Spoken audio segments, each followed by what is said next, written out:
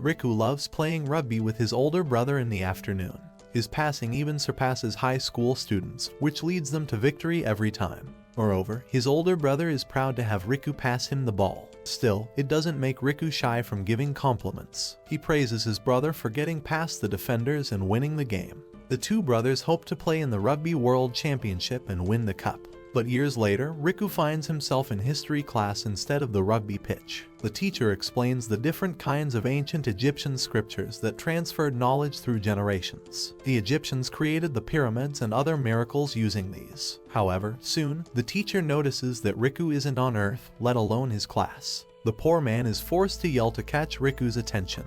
But before the teacher scolds him, Riku repeats the entire lecture the teacher gave a few minutes ago. Naturally, the entire class wants to know what kind of sorcery he uses, though in the end, they accept that he's a genius in disguise. Although Riku doesn't mind the extra quiz sessions, he points out that Akira is the one who needs them the most. Unfortunately, even the teachers think that he's a lost cause at this point. He'd rather not deal with his babbling and let the class run smoothly. Later that day, Riku takes a walk outside in the school's backyard only to find Akira playing rugby with his boys. At that moment, his eyes lit up like you found Ria's Gremory at your doorstep, reminding him of the old days. Naturally, Akira notices him standing like a creep show and asks if something is wrong. Initially, Riku is hesitant to say anything, but when Akira forces him to, he instructs Akira to lower his center of gravity. In other words, he should bend his knees outwards, which can help him change directions faster and dodge. Unlike the others he advised, Akira takes him seriously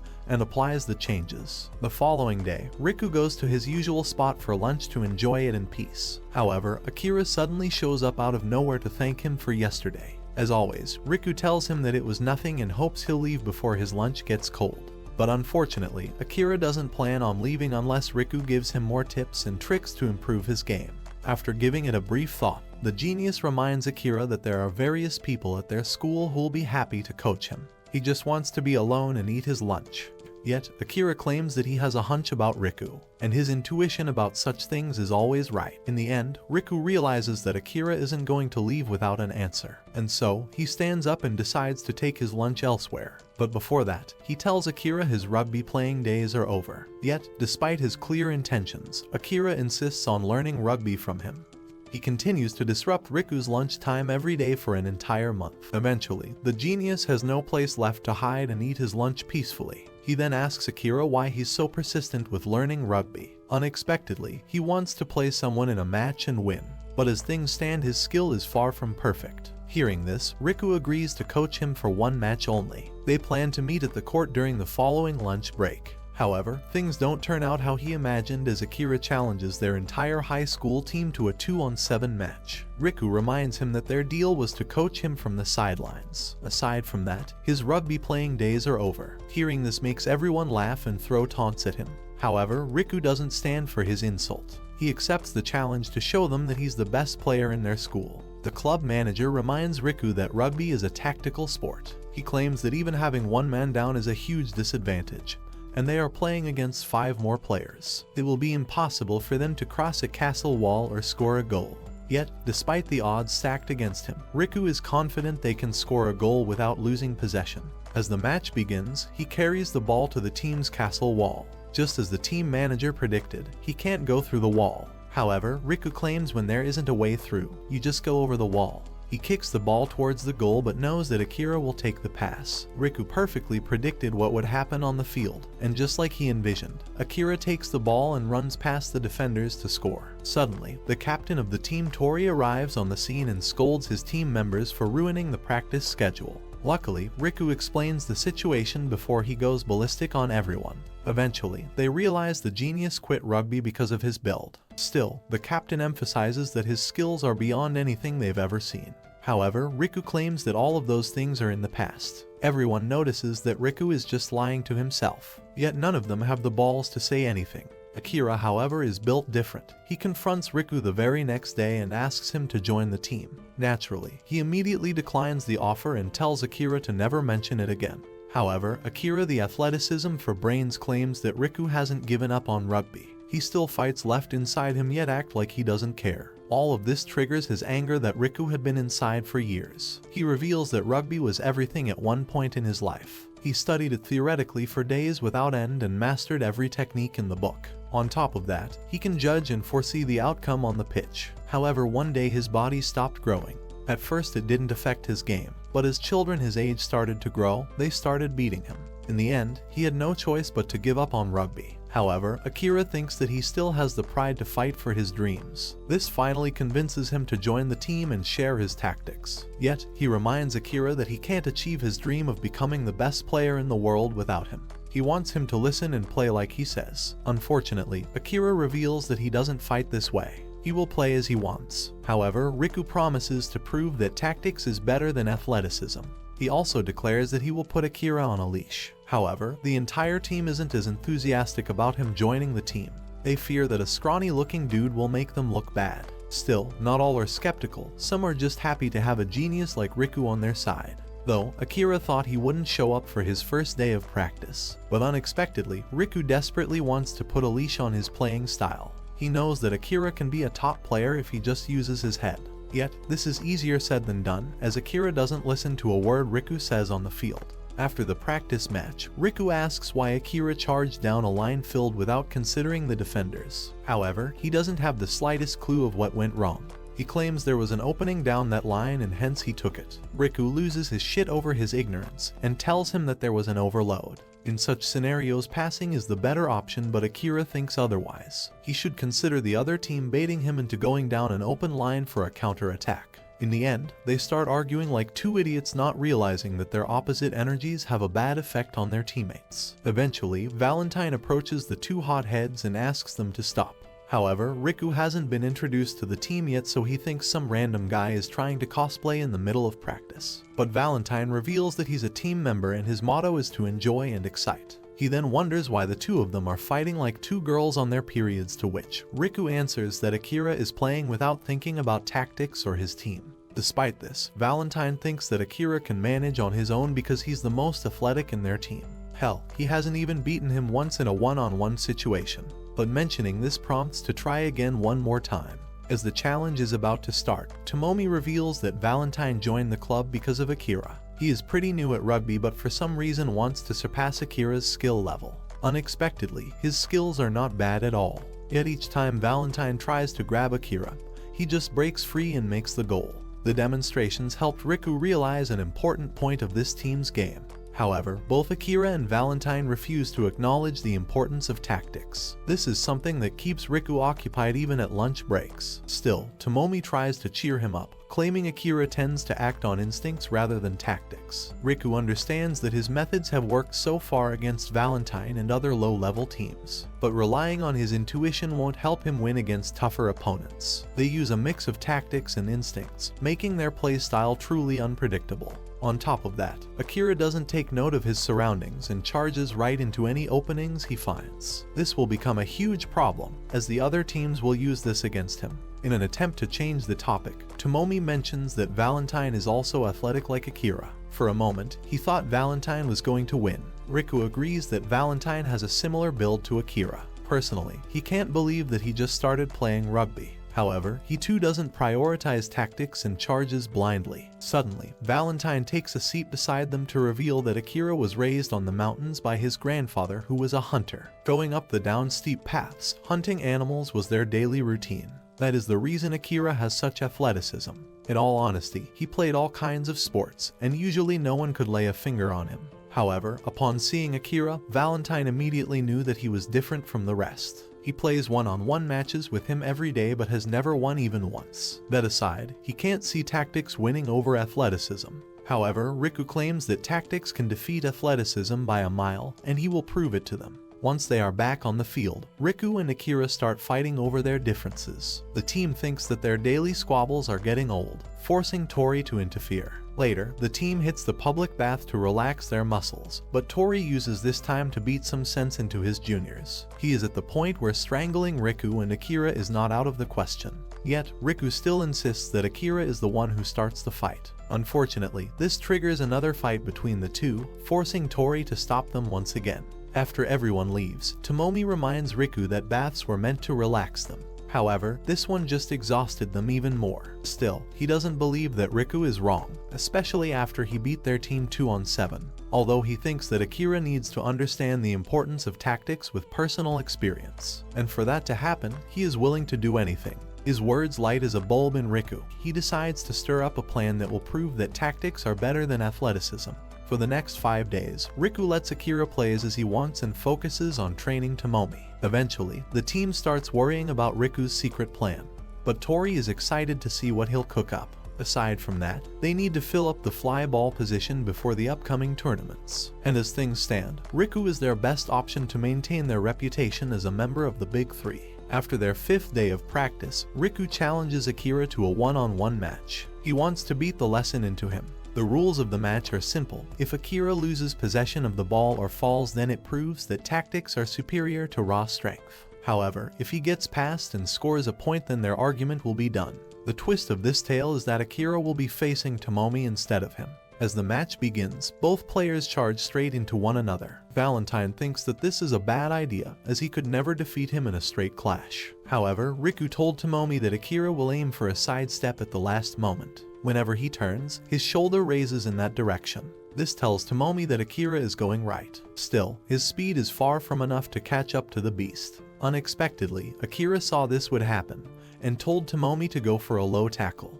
To everyone's surprise, Tomomi successfully tackles him, but Akira with his raw strength breaks free. Midway, Akira drops the ball, telling the team that tactics are as important as athleticism. Meanwhile, the third-year Nada asks his classmates to bring him a copy of the rugby team's activities. He hands him a list of all the new players and asks about his reasons to quit the team. At the same time, Tori loses patience with his team and decides to push them to the max. He wants to cement their name in the Big Three of high school rugby. However, his new training plan pushes everyone to their limit, and everyone except Akira feels the heat. For some strange reason, Tori doesn't even allow them to rest for a few minutes. Still, the team manages to finish the practice routine despite the challenge. But later that night, Valentine mentions that their captain is pushing them really hard. Tomomi agrees that he's giving them a run for their money. Yet, he thinks it might be for their betterment. Although Riku doesn't believe that, he thinks that Tori is rushing into things. Furthermore, their team doesn't have third years, which leaves them at a technical and physical disadvantage. All they can do now is walk up to their captain and ask him about the reason behind this. Valentine appreciates his bravery but thinks that Tori won't say a word. Unexpectedly, Riku wasn't talking about Tori. He intends to talk with their previous captain who's in his 3rd year. On the other hand, the seniors ask Tori to dial down the training.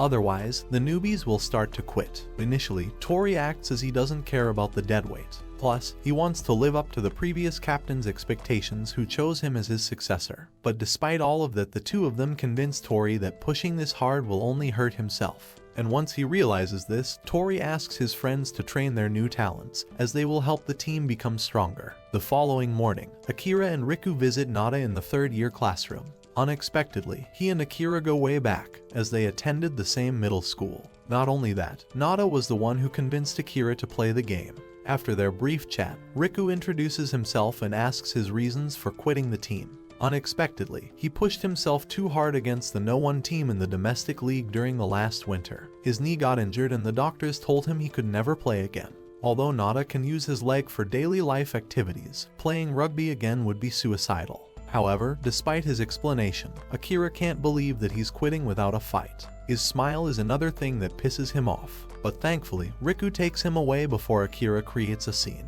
Upon exiting the school building, they run into Keita, a 3rd year who never left the team despite Noda's injury. He takes them outside the school premises to reveal what happened 1 year ago. At the park, Keita explains that they played against the current number 1 team in the domestic league. They kept pace with the opponents during the first half, but didn't notice that Nada was injured. He continued to carry the team, and the last tackle he made before the bell sent shockwaves through the stadium. Nada smiled and said it is time for a counter-attack. But these are the last words he said that day, as Nada fainted right after. Naturally, the team lost their fighting spirit and was crushed in the second half. However, what's worse was the 3rd years leaving after their captain's injury. Still, they stayed in the team, hoping Nada would come back to the team sooner or later. Despite everything, Akira thinks Nada isn't being himself. However, Riku reminds him that he got injured and can't play his favorite sport. Still, Akira reveals that Nada was a person who always fought with everything he had.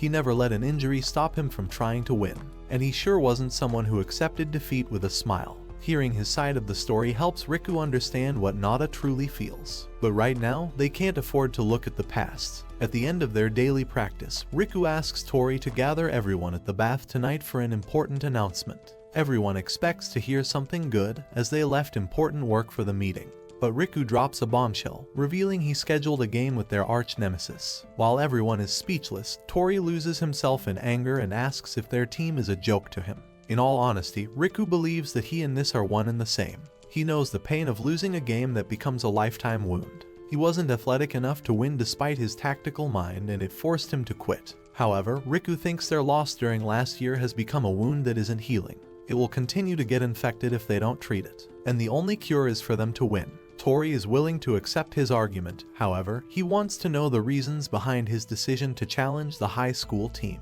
They could have played someone weaker and get back their confidence. That is why they were practicing this hard every day. Unexpectedly, Riku claims they can win against the champions with his tactical and Akira's athleticism. They will not only make a name for themselves but take revenge for what happened 1 year ago. All he needs now is for the captain to step up and make the decision. His speech is so powerful that Tori gets pumped up, as he now thinks they can win with the new team. Meanwhile, during Sekaire's team meeting, a second string barges in to hand the vice captain a practice request made by Tori. This comes as a shock to him and Ryo, who is considered the best player in the domestic league. Yet, he recognizes Riku's name from somewhere and realizes this is his doing. Still, he forgets about the practice game later into the day to focus on their upcoming match. Unexpectedly, Sekaire's entire team treats Ryo as their noble lord, and their play style is mostly passing the ball to him. Afterwards, Ryo handles the rest by flashing through the defenders and scoring. His skills are far beyond anyone on the team, which is why players like Setsuya want Ryo to notice him. He even gets his hair longer, thinking he might scold him for it, but Ryo never gives a shit until the request for the practice match comes up. He asks Setsuya to meet him in the team meeting room to inform that he'll be leading their B team against Soren High School. They trust him with the task, believing his leadership can help them win with ease. On the day of the match, Soren's team arrived at Sekaire to play an away game with the best team they could hope for. However, Riku and Akira are not shy of arguing even while the enemy watches. Still, Valentine thinks that it is a good way of releasing tension before a big match. Suddenly, Setsuya appears to greet and thank them for coming. He reveals that they will be playing the second string with him in charge. This revelation pisses off Tori and the others, but Setsuya believes that it will be a fair fight. After they leave, Riku reveals he deliberately chose a date when the main team was out on a match. Still, Sekaire's second string is far superior than some school's main team. He warns Akira and the others that underestimating them will be their lives' biggest mistake. Other than being born, that is the worst thing possible. During their huddle, Tori tells Riku to utilize Akira however possible, while the other teammates should play their own game. They are determined to win this game and wipe out the 1-year wound from their bodies. The second string also asks Setsuya to huddle, but he reveals that it is a sacred ritual only performed by their captain. Soon, the match begins, and Sekaire's team member passes the ball to Setsuya instantly. He goes down the line with Tomomi defending. Naturally, he assumes that someone like him can easily pass through Tomomi with a feint. However, with Riku's special training, the newbie manages to catch Setsuya's feint. Unfortunately, that is not enough, as the white-haired noble-looking douche turns to the other side and gets past him. Although Setsuya's skill with dodging is far greater than the average person, Akira thinks that he will definitely stop him. Unexpectedly, Setsuya passes the ball at the last moment to score the first goal. Still, despite the momentary mistake, Tori thinks they can bounce back. However, once the game resumes, the entire second string puts pressure on him. This leaves him no choice but to pass to Keita. Yet, much to their surprise, one of the players anticipated this move and was waiting to break the pass. As soon as Sekaire gets the ball, they pass it to Setsuya for their counter-attack. Despite the one-man show, no one at Sora manages to stop his attacks or even touch the ball. Eventually, Valentine charges forward to put an end to the attack. He anticipates Setsuya's first turn. However, the white-haired blonde just rolls over to the other side like gravity doesn't exist. Still, Soren doesn't want him to score 10 goals in a row. Keita and Tori try their best, yet they fail to stop Setsuya from scoring. Things start to look dim, but Tori doesn't give up on his team winning. He tries everything in the book to initiate the perfect attack. However, Riku unexpectedly drops the ball at the last moment, allowing Sekairi to score 2 tries. In the end, Riku highlights that they will lose if things continue in this direction. Naturally, Akira is not blind, yet he knows that Riku has something planned to turn things around.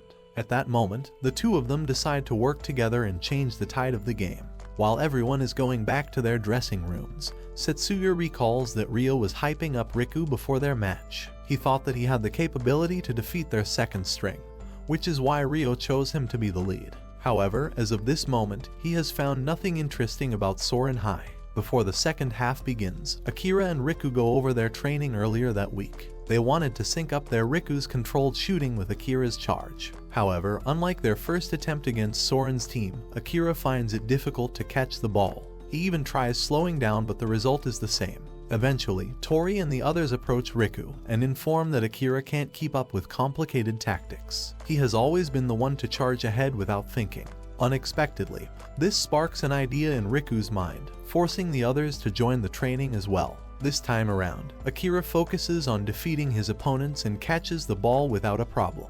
Riku realizes that for their play styles to sync, Akira must be in a state of deep concentration. They execute this move perfectly during the second half to fly past all the defenders. Setsuya thinks that their technique is flawless, yet despite that they can't score with him watching over the defense. Much to his surprise, Akira utilizes his super speed to fly past Setsuya like the Flash and score. Their combination plays allow them to have the gap between them and focus on a counter-attack. On the other hand, Ryo brutally murders his opponents by spring 70 points to nothing. Instead of carrying the game, he tells the captain to give up, as there's somewhere he wants to be. Naturally, a team of scrawny-looking dudes can't fight back against the Lord of Knights, and so they give up. Back at Sekairi Academy, the match takes a dazzling turn once Riku uses Akira to his full potential to score the first point. Setsuya realizes that he was a fool for ignoring Ryo's warning and underestimating Soren's team, especially the Riku. However, he learned his lesson and won't repeat the mistake. Soren's team, however, is excited to launch a counterattack, as Riku mixes things up to confuse his opponents. He knows that everyone will be focused on his pass to Akira, which gives him an opening to pass elsewhere to score. Unbeknownst to them, 2 mysterious high school students watch their match from afar. They are curious to what Riku Asamiya will show them today. Naturally, their expectations are met, as Riku constantly fakes a pass to Akira to create openings on the field. This time, Tori takes lead of the charge, but unfortunately he is forced to pass the ball to Valentine. The other team senses this opportunity and swarm on him to steal the ball. Luckily, Valentine recovers from his mistake, tackling the other team's player just outside the goal. However, he isn't the only one who wants to take the spotlight, as Tori uses all of his strength to score a super goal despite a couple of defenders holding him down. He doesn't want Riku, Akira, and Valentine claiming they won the entire match. He asks Riku to use them in whatever way possible. Eventually, Setsuya grows tired of his teammates' incompetence, realizing they can never make the first string.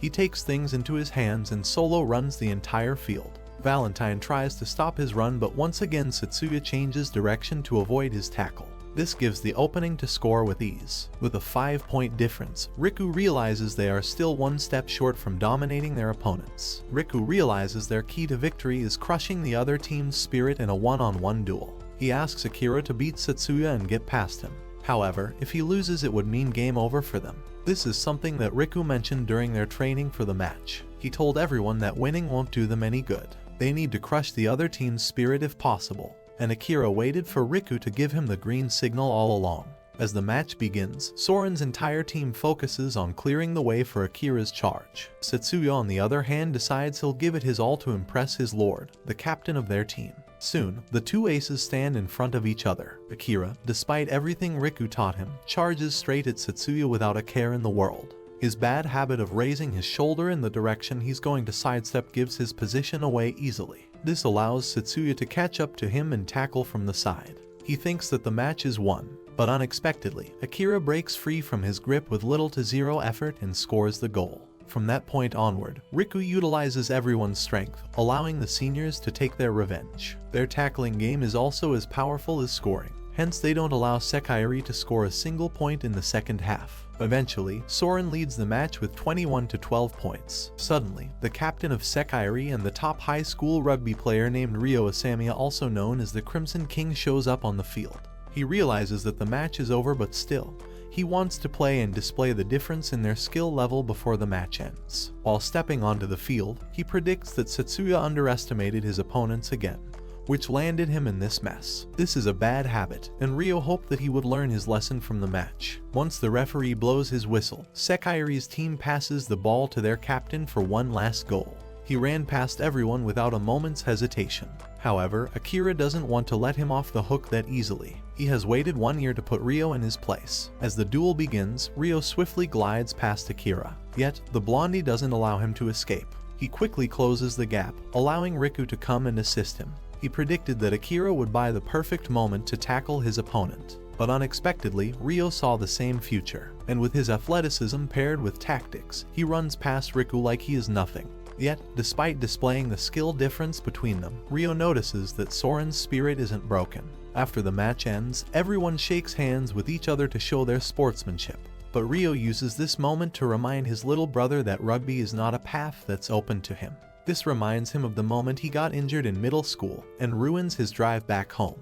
Before leaving for the dorms, Tori asks Riku to chat with them at the public bath. Naturally, the group wants to know his relationship with Ryo. Initially, Riku thinks of dodging the question, but then something comes over him and he reveals Ryo is his older brother. Their parents got divorced 2 years ago, and so they have different last names. Upon hearing this, Tori assumes that Ryo had something to do with Riku quitting rugby. Eventually, the tactical genius reveals that their father played on Japan's national team. Hence, they were always hailed as the next stars of Japan from a very young age. This became more clear as both of their skills surpassed even teenagers while they were just in grade school.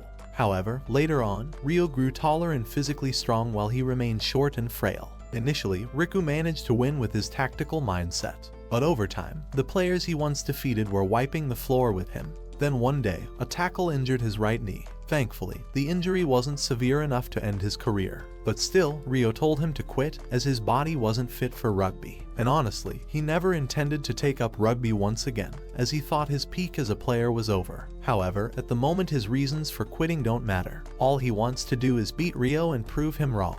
This is the only way he can get over his loss 2 years ago. Plus, if they can't beat Ryo, then there is no way in hell Soren can be the champion of the domestic league. Akira and the others agree with Riku and promise to work as hard to put Sekai in the ground. Despite getting everything out of his chest, Riku can't stop thinking about the tackle that ruined his relationship with Ryo. In the end, he gives up on sleeping and goes outside for a brief walk, only to find Akira staring at the sky. As the two converse, Riku reveals that he and his brother used to practice together every day. They were brilliant partners and rivals who pushed each other to the next level. However, he never defeated him in a one-on-one battle. Yet, now he has Akira and the rest of the team supporting him. Normally, Akira doesn't like to be bossed around, but his determination to beat Ryo is so strong that he is willing to follow Riku's every word. Unexpectedly, the others are also pumped after winning the match against Sekai's team. They start their practice with 50 laps around the pitch while listening to Tori's pep talk. They tell them they are going to win the championships and go to the nationals. Not only that, they are far stronger than the first string of Sekai. Most of it is a hallucination, but it starts to take effect on the team's morale. Still, Riku, who often trains to improve his game with Akira, thinks that strength and stamina training won't get them too far. Judging from his expression, Akira assumes that this genius has something in mind, but he doesn't accept that something is a training camp.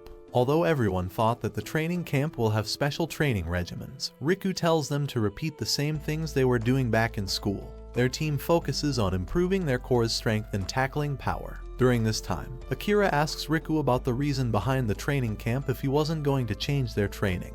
Unexpectedly, Riku reveals that the boys are practicing for longer periods of time. Aside from that, the changes in weather and surroundings will also add to their progress. Still, this won't be enough. He suggests that the team should play a practice match to show him their weaknesses and strengths. For the practice match, Riku divides all the players into 3 teams with their star players facing each other. First, Akira goes against the team's best defensive players, yet none of them have the agility to stop his advancement. Aside from that, their team's second attacker Valentine is also as strong as Akira. He charges straight ahead and easily gets past Keita. Riku notices that the other team is struggling with Valentine's advances. He advises Keita to ignore Valentine's upper body and focus on his legs. Tori vouches for Riku, claiming his advice is always on point. Despite being skeptical, Keita trusts Tori's judgment and decides to follow Riku's advice. Valentine, on the other hand, repeats the same maneuvers as before, thinking Keita is the weak spot he can exploit.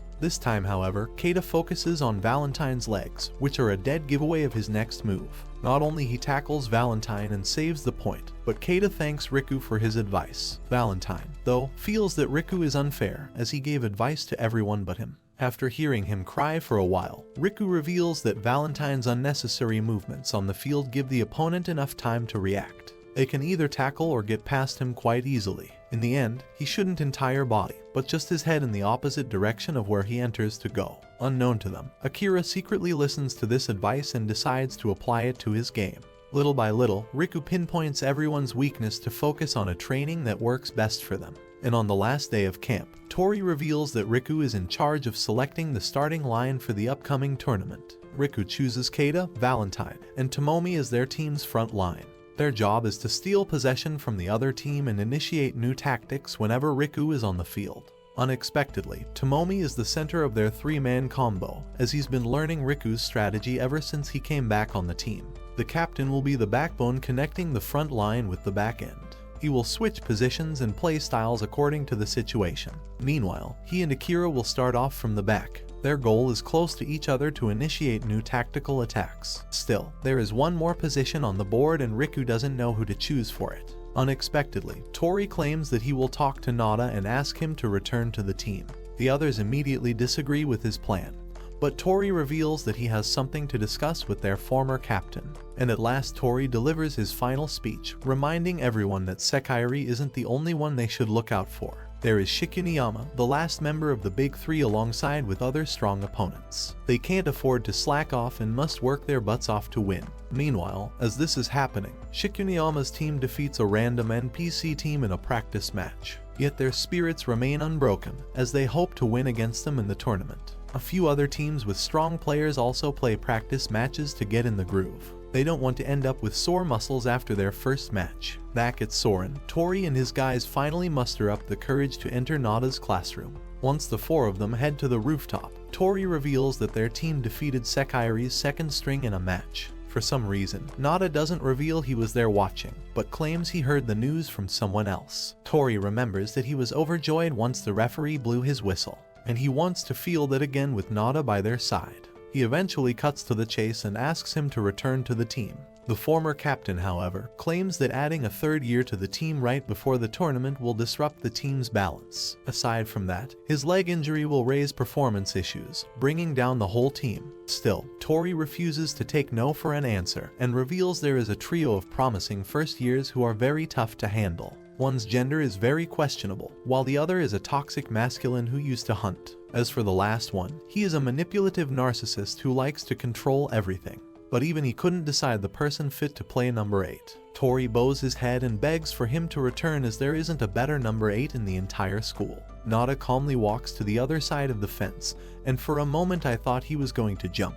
However, he reveals that his loss against Sekiri at the academy has become a wound. That injury won't allow him to play, which is why he chose to quit. At that moment, the guys see Riku in him, but instead of pushing any further, they wish him good luck and leave. Later, Tori tells Riku that Nada won't be joining them yet. They need to win more matches and prove that the Soren Rugby team isn't a pushover. Tori truly believes that Nada will return to the team sooner or later. He even goes ahead and adds his name to the substitute list. After everything is set, Soren High's team attends the opening ceremony for the Nationals Prefectural Qualifying Tournament held at their local stadium. The commentator, who sounds like his wife just divorced him, appreciates everyone for joining the team.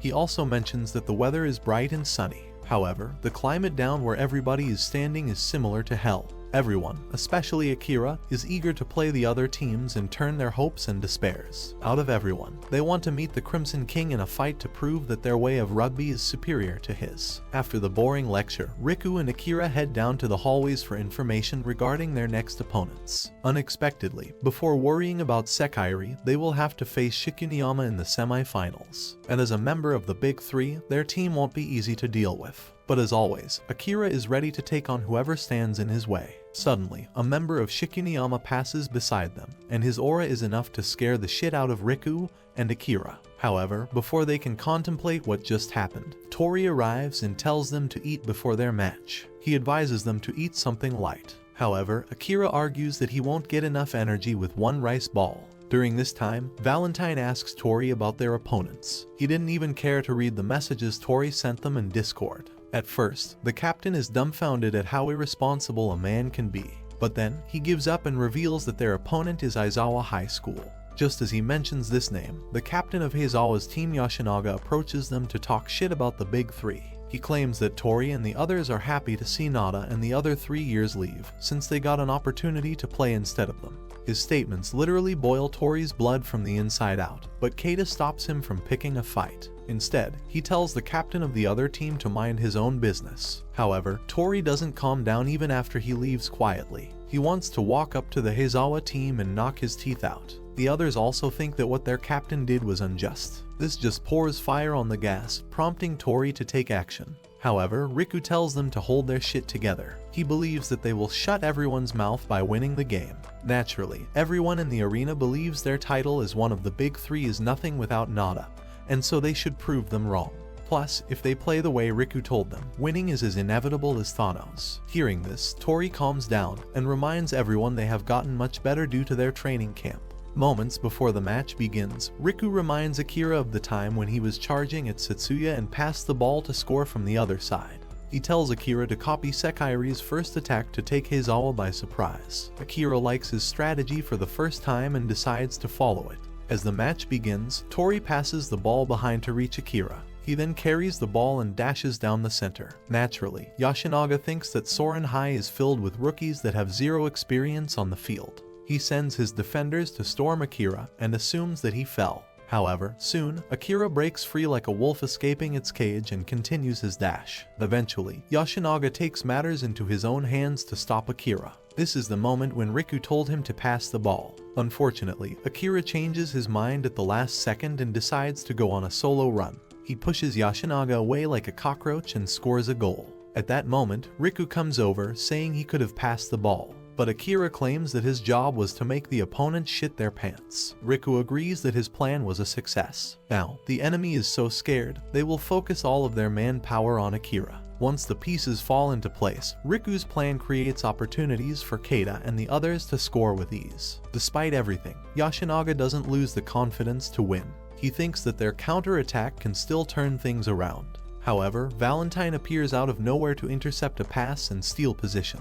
His speed and agility combined with their recent training makes him impossible to stop. From that point onward, it is a total downhill for Heizawa. They desperately try to stop Soren's team, yet they can't even stop Tori from scoring a point. As the match enters its final phase, Akira asks Riku to pass the ball. He wants to pulverize the opponent's confidence one last time. He dashes towards Yoshinaga and acts like he's going to bite, leaving him trembling. Akira then picks up only to ask if they are strong enough now. Later, as everyone shakes hands, Tori tells Yoshinaga they have rebuilt their team into a stronger version of what it was at the time of Nada. All in all, the boys can't get enough of the face Yoshinaga made when he lost. Suddenly, Shimabara, the captain of Shikuniyama's team, approaches Tori to congratulate him on the victory. Unlike Yoshinaga, he is a respectful man who is glad that Tori was able to rebuild a strong team. Still, he tells them that they have weaknesses, and that his team will exploit them. Unexpectedly, Riku maintains a strong poker face while accepting the challenge. This alone is enough to impress the humble captain.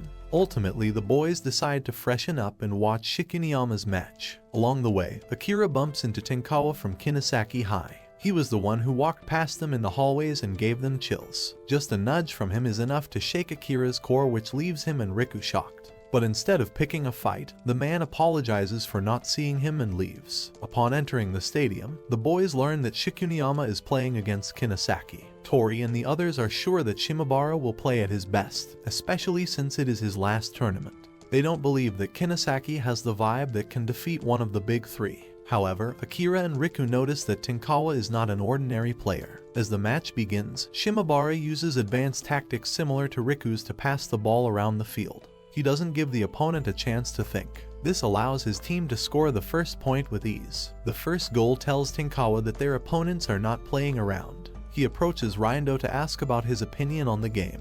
However, he claims that the match is already won. Soon, the results silence the entire stadium as Shikuniyama loses with a wide margin. However, years before, when Riku stopped playing rugby, he started participating in chess tournaments. Unexpectedly, his genius was not just for football but other sports as well. He played the first national chess tournament of his life and got to the finals. Eventually, people noticed that Riku has cornered the two-time back-to-back champion Rindo. The people watching reveal that Riku took up chess a year ago. Still, he didn't take this defeat to heart and accepted the award for second place. Once Riku received the championship cup, Rindo tried to have a conversation with him.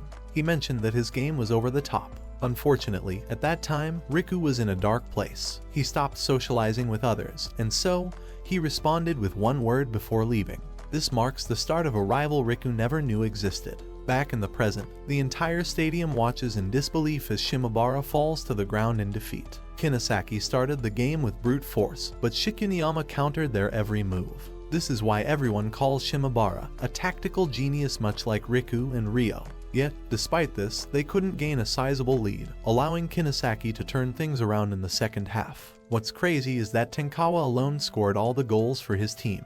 On top of that, he dodged 3 of Shikuniyama's men in one move. Upon analyzing the game, Riku reveals that Kinesaki's game after the first half became precise. Their every move had a purpose, which allowed them to steal the victory. Suddenly, Rindo gets up from his seat and waves at Riku. However, the genius can't recognize Rindo from the chess game, and so, he gives Riku the knight piece he won at the tournament years ago. While the boys discuss their gameplay, the tactical genius focuses on remembering the person on the field. Unexpectedly, Valentine tells him that there's something written on the piece. The piece is a prize for the national chess champion, reminding him of Rindo. At the same time, Tori reminds everyone that Kinesaki was a school filled with delinquents not too long ago. However, their captain Tenkawa somehow managed to change their school's infrastructure and built a team capable of defeating one of the big 3. Riku also says that their captain might be stronger than Akira. However, according to the blondie, they won't know the results until they play. With that, the team gets back to training harder than ever since their next match isn't going to play out like Heizawa. While Riku is about to announce the new training regimen, Rindo and Tenkawa arrive for a chat. He asks for Tori's permission to talk with Riku in private and promises not to take long. After going to a corner, Riku slams Rindo with questions, one of which is why he is on a rugby team instead of pursuing chess. Eventually, Rindo decides to explain things from his defeat back at the tournament. During the match, there wasn't an instance where Riku looked up at him. His emotional face even after winning made Rindo feel like he didn't even acknowledge him.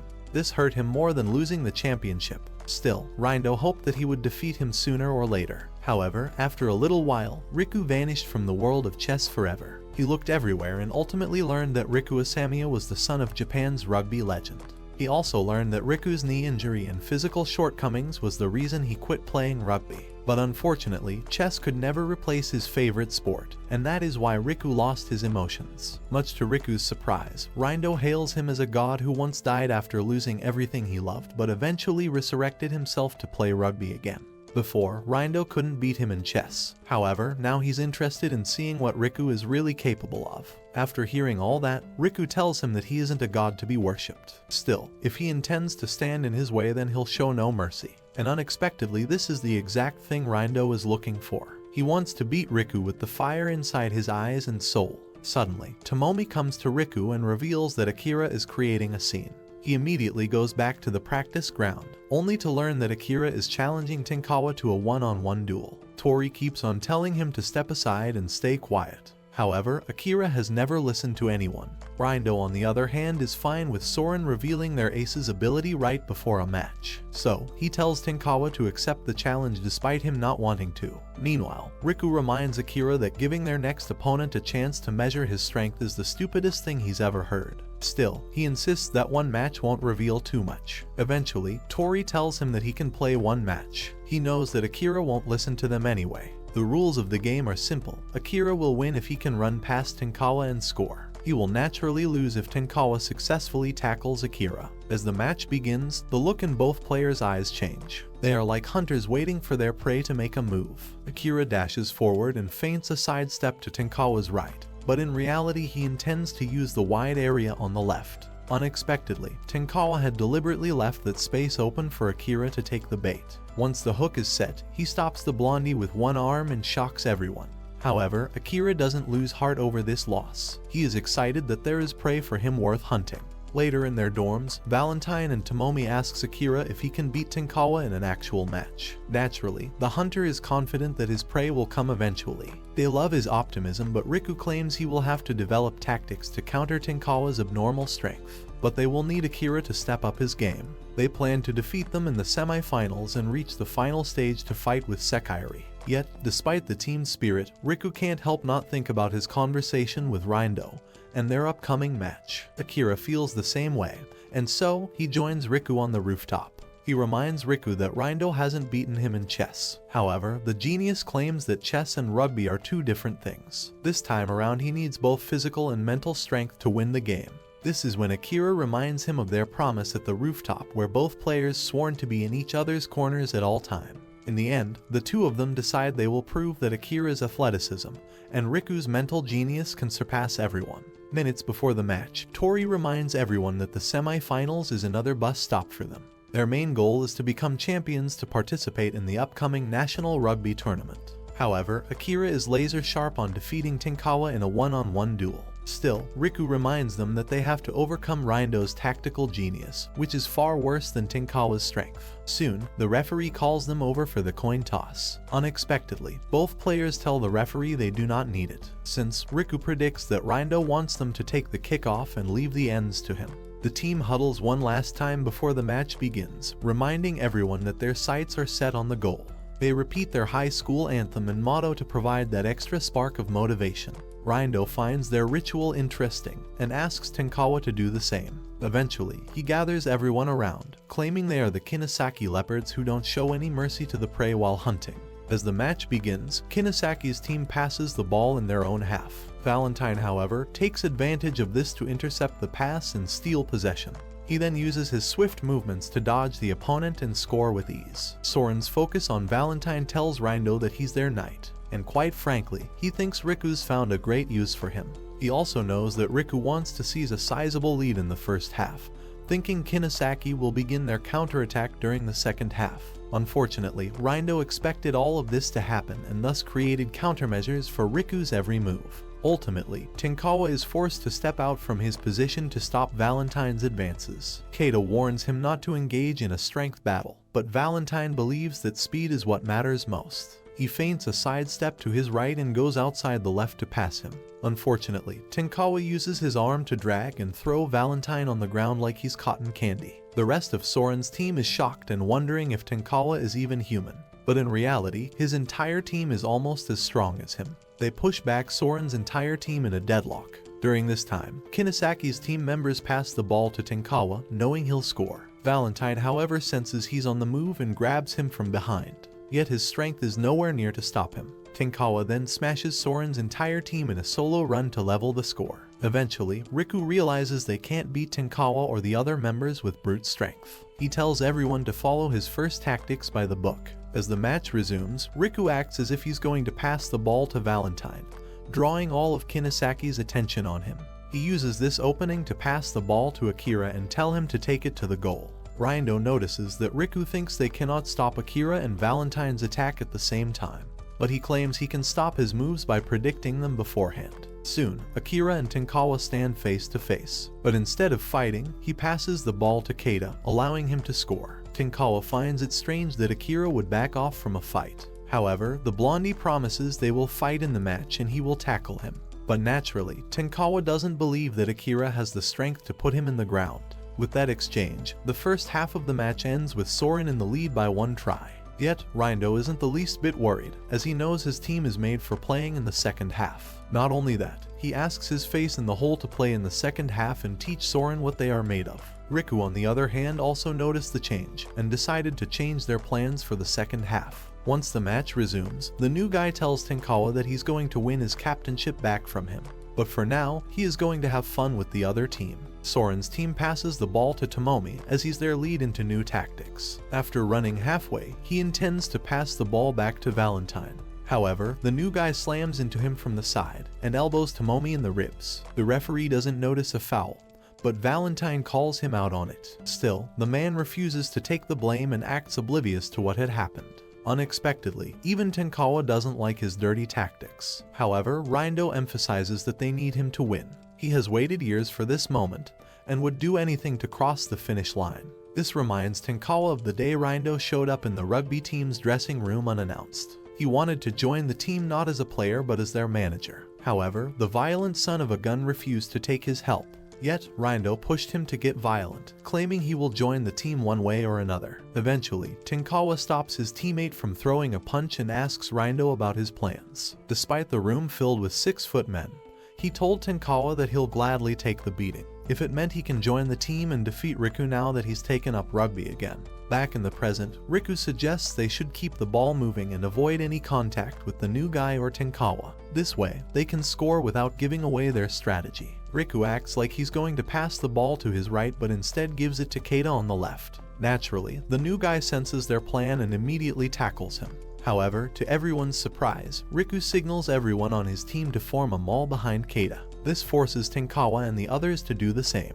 Unfortunately, their combined strength is nothing compared with Soren, allowing them to score with ease. Rindo is kind of shocked by their unconventional strategy, but knows that it won't work on them twice. The match continues without disruption and Tenkawa catches up with Soren's first half lead. Tori and the others are worried they might lose the game, but Riku tells them that everything is going as planned. He predicted that the score would be this by the end of the match. Now, all they need to do is win the next try and secure victory. Aside from that, he knows what Rindo is planning to do. So, on his signal, the team will spread out and initiate the plan. Up first, Tori takes the ball and moves upfield. By the time he reaches the other half, Riku gives them the signal to start the play. Rindo and the new guy get a hint of his plan, and assume the pass is going to come to him.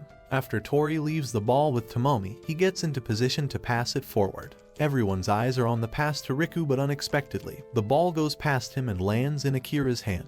The new guy, however, quickly changes his center of gravity to grab Akira from behind. Yet, before that can happen, he passes the ball back to Valentine, excluding Riku from the play. This is the difference between rugby and chess that Riku wanted to teach Rindo all along. The ball can move forward without him touching it. However, Rindo feels betrayed, as this was going to be a final showdown between them. Meanwhile, Akira takes the ball and moves upward, dodging everyone in his path. Though, Tenkawa saw this coming all along. He knew that Riku would bet everything on him at the last moment. Before this round began, Riku told Akira to fight Tenkawa in a duel. He believes that his wolf can gobble anyone and spit them out. And so, this is exactly what Akira does. He pushes forward with all of his strength and defeats Tenkawa, scoring the final point to win. Rindo thought he was going to settle the scores with Riku by beating him in his favorite sports. But the loss doesn't hurt, as Riku isn't the same old heartless player he saw back in middle school. Seeing him smile with his team, he calmly walks up to Riku to shake his hand and admit that he lost.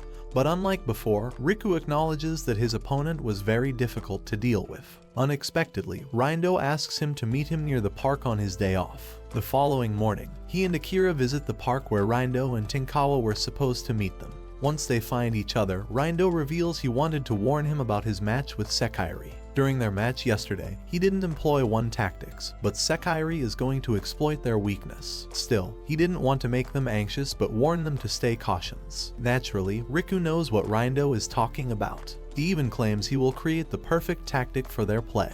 With that, Rindo asks Akira and Tenkawa to let them chat privately. There, he admits he was utterly defeated because his take on rugby was different from Riku.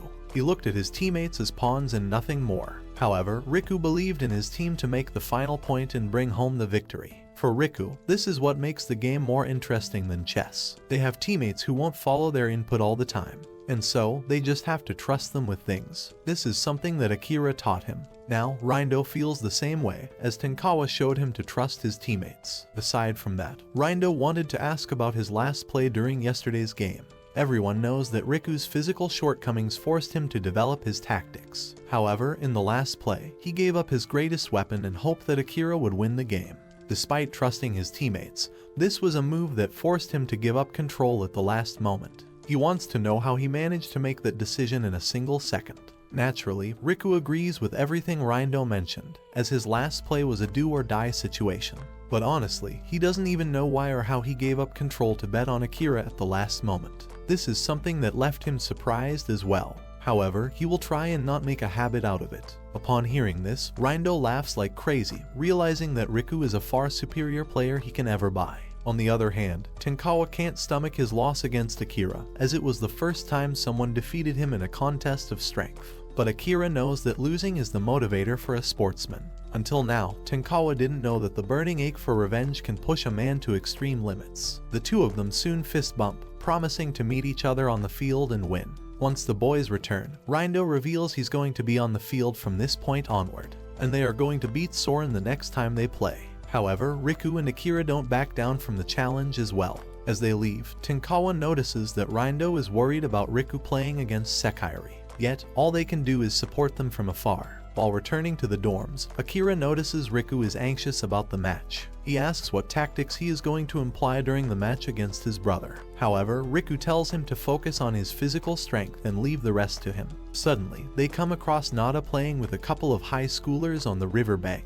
Akira immediately goes down and challenges him to duel, which he loses miserably. Soon, Riku also comes down, disrupting their entire game. Nada apologizes to his brothers and reveals they are here to talk with him. On the sidelines, Nada reveals he chose this place cause he knew none of the boys came down there. Riku, however, reveals it was a pure coincidence they ran into him. But Akira isn't concerned with small talk. He mentions that Nada playing the game means he's recovered from his injury. The previous captain confirms his suspicions, revealing he's 90% back to his peak performance. He asks the boys here to let him practice as part of his rehabilitation.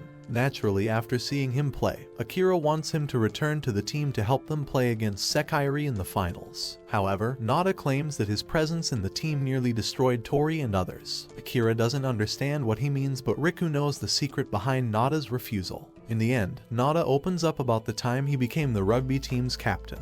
His motto was to win together with everyone, and he wanted to maintain the reputation built by their seniors over the past few decades. No doubt the team he built was capable of standing up to Sekairi. However, everyone was too reliant on him to win for Soren. This also happened during last year's winter game with Sekairi in the semis. Ryo saw that Nada was carrying the entire game on his shoulder, so he focused all of his manpower on wearing him out. Once he fainted from the injury, the spirit died and they lost. Yet, the thing that hurt him the most was the other third years quitting after he was injured. They thought the team was finished if Nada wasn't in it. He feels that Riku's tactical game is the same way. The team heavily relies on him to find the answer, and this holds them back. Riku is left speechless upon this realization.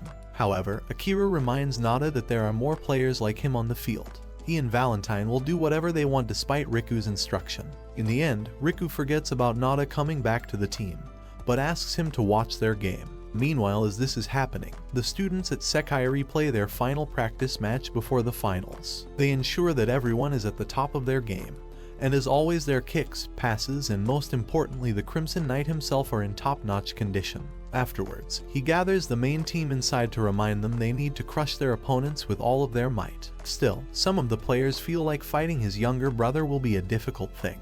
Unexpectedly, Ryo claims he will give it his all and win without a doubt. Aside from that, he believes there is a fatal hole in Riku's tactics, and his team will exploit it. At night, Riku realizes there's no other tactic than to push forward his final plan. Suddenly, Akira comes to check up on him. He knows that Riku likes to glance at the moon before a big match. As they converse, Riku asks about Akira wanting to beat someone. Unexpectedly, he wanted to defeat Ryo and avenge Nada. Nada has been with him since middle school, and he was the one who introduced him to the world of rugby. Before that, he used to hang out with his grandfather everywhere he went. However, now, he just wants to beat strong opponents and be the best player. Riku understands his emotions and tells him that his final tactic will help them win the match. Back when Riku was in middle school, a wise man used to say that hard work can surpass any talent. I am sure that wise man used to watch Naruto. However, for Riku this advice didn't do much, as he learned that some walls can't be crossed with hard work alone.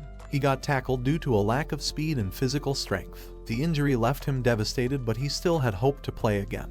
Until his brother arrived on the scene to tell him that there's no path for him in the world of rugby. He wanted to refute his brother's statement, yet his physical strength wouldn't allow him to. Back in the present, Tori gathers everyone around him and reminds them that last year they lost something important. However, right now, they are not fighting for revenge. They don't want to be a part of the Big Three. Their main goal is to become champions. Their excitement rubs on Sekai's players, inspiring them to remind themselves that winning is their natural born right. Still, they let the captain carry the speech. Unexpectedly, Ryo doesn't say much other than that Setsuya will make the first move.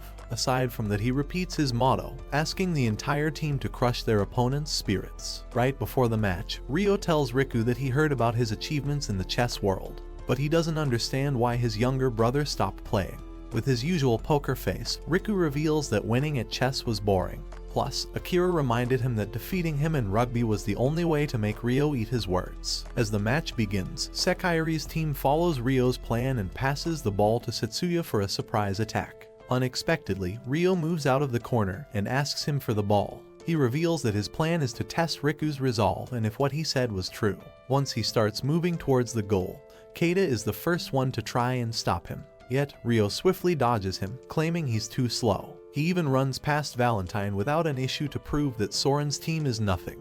Eventually, Tomomi and the other third year grab his lower body in a desperate attempt to stop his run. Unfortunately, Ryo breaks free from them and scores. Still, he notices that none of them have lost their spirits to fight like last year. Before the match resumes, Akiyomi asks Ryo about his verdict on Soren. He thinks that their minds and bodies have matured since the last time they played. Plus, they beat all the other teams to enter the finals, which mean they are not pushovers. Despite his comments, Ryo says it is too early to judge them. He wants everyone to focus on their individual strength and crush Soren in every department. Hearing this inspires his team members to step forward and take the lead. Unlike what everyone thinks, Ryo trusts his teammates' abilities to handle the job. He advises him to follow through with his plan till the end. As soon the whistle blows, the Crimson Knight moves forward with the ball dodging everyone left and right. He claims that Soren's team lacks the balance and depth to win against them. They prove their abilities further in a crouch set. This is when Sekai passes the ball to Akiyomi to score with ease. During their short break, Tori mentions that their team is having a hard time judging Sekai's attack pattern. Riku agrees with this observation, revealing that Ryo is flexing his skills. He wants to tell everyone that they can attack from any line. Naturally, Keita and the others are worried about stopping these attacks. However, Riku says that the only way they will win is by scoring more goals. Despite his clear instructions, Tomomi wonders if they can outshine Sekai's team and score. But Akira kills his anxiety, claiming they will win no matter what. Their attack begins with the leading three on the front line. Whenever Sekai's team starts to surround them, Soren's third year passes the ball to Akira or Valentine. This pulls the attention away from him, giving him enough time to get the ball back. But eventually, Soren is forced to use Valentine's agility to its max. He draws Setsuya and the others toward him. This gives him Akira an opening to move forward and take the ball at the most critical moment to score. The two teams score back and forth, but Sekai's consistency surpasses them by 14 points. As the referee signals the end of the first half, Tori notices that the game is taking its toll on Riku's body. Yet, he tries to act like nothing's wrong. During this time, Tomomi anxiously says that Sekai are on a whole another level. However, Riku reminds him they have been keeping up with them. They will push through with their tactics in the second half and even the score. Meanwhile, on the other side, Akiyomi emphasizes that Soren has changed a lot since last year. He repeats his earlier point, claiming they have matured. However, Ryo still thinks there is nothing worth praising. He tells Setsuya and the others that their plan for the second half will be different. His new plan will crush the team completely like before. On the other hand, Akira notices that Riku is breathing heavier than usual. However, he assures him that this is the excitement inside taking root. They are going to beat Sekai and prove to the world that his tactics can rival the Crimson King. Once the second half begins, Tori and the others pass the ball to Riku for his tactical advancement. However, Ryo doesn't give a moment to think and launches a sneaky tackle that puts him in the ground. He claims that Riku hasn't changed since the day he got injured in middle school. However, the younger brother refutes by standing up. He says that his power has grown, now he can stand up after taking a fall. But unfortunately, Ryo thinks this is same as not changing. From that point onward, Akiyomi and the rest of the team targets the line Riku is standing at. They tackle him again and again to the point where it is hell for him to stand up. Naturally, Tori and the others have also realized that Sekai is targeting him.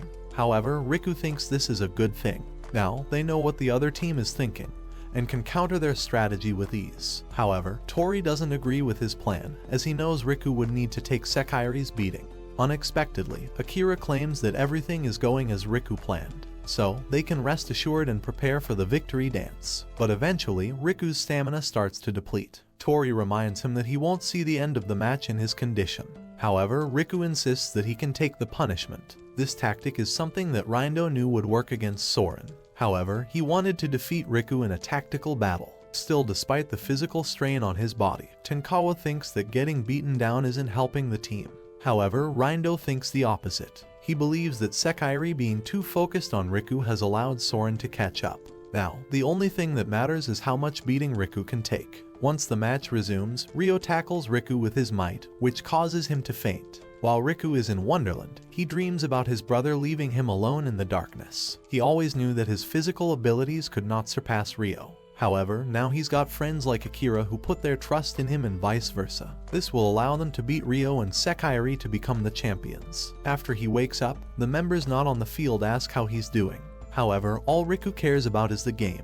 He looks over at the scoreboard, only to find Sekairi hasn't pulled ahead by a lot of points. Unexpectedly, everyone on the field is fighting their hardest, trying to keep the game alive until he returns. To his utter surprise, even Nada came back as a substitute, and is the key player who's helping Soren maintain the game. He quickly tells Tori about Riku's recovery, claiming they can't embarrass themselves in front of him again. Meanwhile, Sekairi's team members press on the attack, but even they are exhausted after the constant back and forth. Still, the top players are confident that they'll score despite the defenders trying their best. Eventually, the attacker gets past Nada and thinks that he's won. However, the former captain shifts his center of gravity to tackle his lower body. Once the ball returns to Soren, Valentine and Tomomi press on to attack. Unfortunately, Tomomi naively passes the ball near Sekairi's member, allowing them to steal the ball. But Nada is quick to react and tackles the player before any damage is done. He tells everyone to attack and leave the tackling to him. Ultimately, both Akiyomi and Ryo are surprised by Soren's overall tenacity. Other than that, they are surprised to see Nada back on the field. However, Akiyomi thinks he's playing rogue for his first official game after a whole year. Ryo, on the other hand, believes he has made a full recovery. That is when they notice Riku getting ready to jump back in the game. It was something that Ryo expected all along. Naturally, everyone is still worried about Riku resuming the game with his current condition. They fear he might sustain an injury for a lifetime. However, Riku assures them that Sekairi sapped his energy reserves. Now, he's back and up to peak performance. Unexpectedly, only Akira expected him to make a full recovery before the game ended. He knew how much defeating his brother meant to Riku. On the other hand, Nada also came back after seeing him get pummeling by the team. He realized that he didn't trust his teammates enough, otherwise it wouldn't have taken him this long to return. Yet, Tori claims that he's always been with them from the start. With everything settled, Riku thinks he can use this team and bring home the dub. As he steps back on the field, Ryo reminds him that his physical abilities won't change after taking a short nap. It was better if he just had given up and stayed on the stretcher. But Riku doesn't want to stop trying even if the results are obvious. He knows that there is no path from him in the world alone.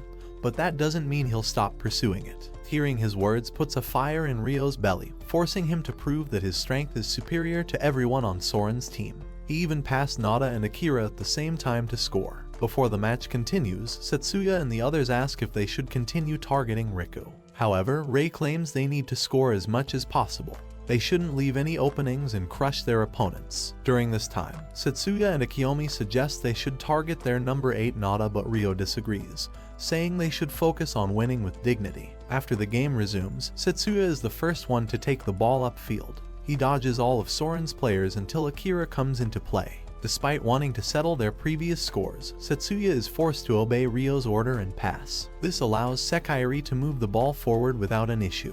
However, Tomomi and Valentine work together to tackle the player. Unfortunately, he passes the ball before falling down for their team to score. This time around, the player refuses to change his direction and prove that his strength is superior to Soren's. With the score gap widened, Tori and the others realize that Sekairi is desperate to create and take advantage of any openings they find. They are also not letting play with the ball and score. But despite all of that, Tori and the others are still determined to win. Riku seconds their determination, yet for that to happen they must follow their final tactics. Once the game resumes, Riku and the others constantly keep the ball in motion. However, Sekiri notices this development and limits their passes. They plan to steal the ball from Tomomi, the weakest player on the front lines. However, Tomomi manages to hit the ball before it touches the ground to pass it to Valentine. This creates an opening for him to run and score with ease. On the sidelines, Rindo realizes that Riku has told his teammates to use his tactics in whatever way they like, but he believes this is a counterproductive strategy, which will break their formation into pieces. Unexpectedly, Tenkawa points out that their formation is still intact. This is because Riku told Rindo that he trusted his team with everything. He knew that his teammates could move without his input, giving them the perfect edge. Between the gameplay, Riku tells Ryo that he always knew players like him and Akira would beat him every time.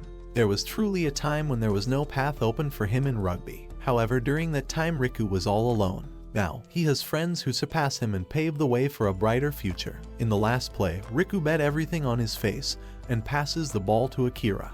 Naturally, Ryo already knew that this was going to happen, as Riku always looks for his friends when he's in trouble. Unexpectedly, Ryo catches up with the blondie and tackles him with full power. As he falls, Akira remembers the night Riku told him about his final tactic. He emphasized him to use and create his own versions of his tactics to beat Ryo. At that moment, he took of the collar placed on Akira and told him to go wild. Back in the present, Akira passes the ball to Riku at the last moment, allowing him to leave Ryo in the dust and score. Ultimately, Ryo understands that Riku has created his own path in the world full of physical competition.